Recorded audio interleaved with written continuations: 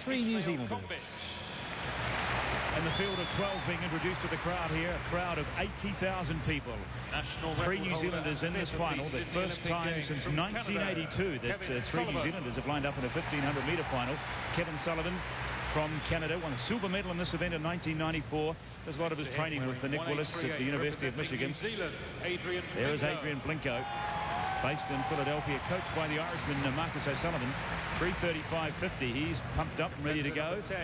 Ran his best time in Italy last year. Very patriotic Australian there. Jeremy Roth, only fifth at the Australian Championships, but made it through to this final.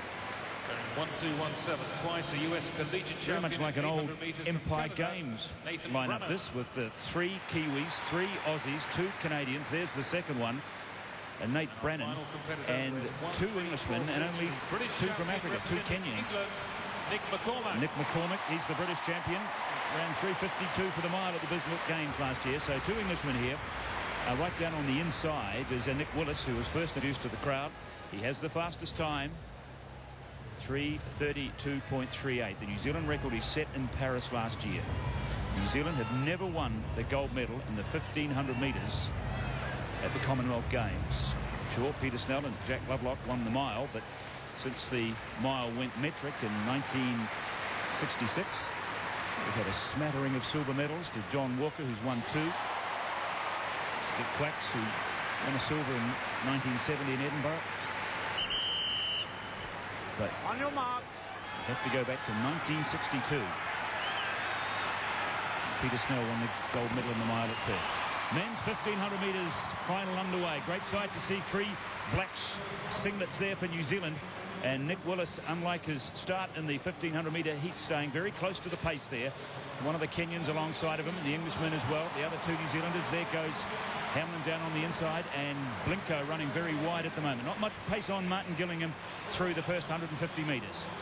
No, but Willis has got himself towards the front, and he is unquestionably the best of three New Zealanders. Willis has proved he can run fast times. He did that last year with that run in Paris. He now has to prove on this stage that he can race as well. He's got himself on the curve in fourth place. At the moment, they're going to go through 300 metres in about 44 seconds. That's pretty quick. It'll suit Willis.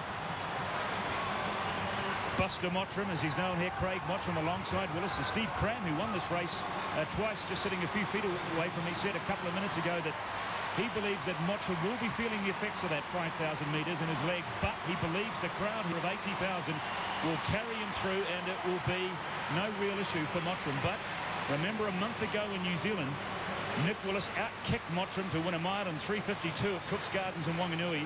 A psychological advantage there a month ago for Willis, looking very controlled. Willis is running a super race. He's in the perfect position. Just don't get carried away.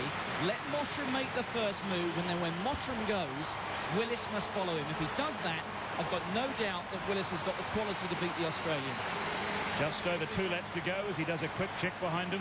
Adrian Blincoe there in fourth place, and down on the inside, Paul Hamlin, the other New Zealander. It's the Englishman, 13:46, the British champion, tall figure of Nick McCormack, that leads from Willis. He takes a quick look at the big screen just in front of him. The check sees Mottram there right behind him. Then the other Englishman, Andrew Badley. Then Blincoe. Two other Australians, Mark Fountain and Jeremy Roth at the back. And there is carnage on the track. Down goes, I think, one of the Englishmen. It's Badley who's gone down, and he's a good miler. He could have featured here, so we've lost him. And also, of course, has gone down Mottram. So the big man has gone down, and the race has changed complete complexion. And one of the Kenyans also stopped halfway down the back straight and took his shoes off. So it's all happened in the space of 100 metres. Two of them are gone.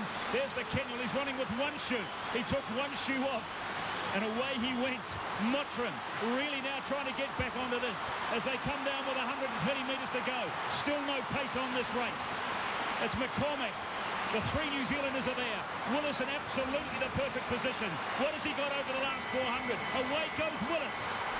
Well, it's brave move. He's now got to keep on going. He's feeling strong. He's opened up 4 or 5 metres. But rather like Seb Coe in his pomp, he must now kick and kick and kick again. If he does that, the title is his.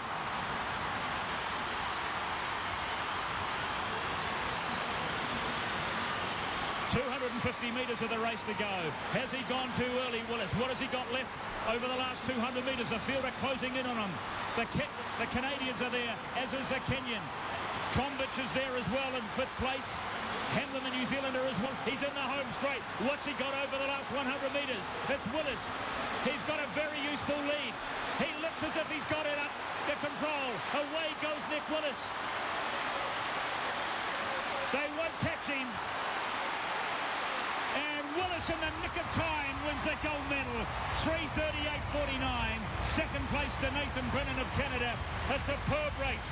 Well, we said a couple of hours ago, run a sensible race and you'll win the gold medal. And that's exactly what he did. An absolutely perfect race.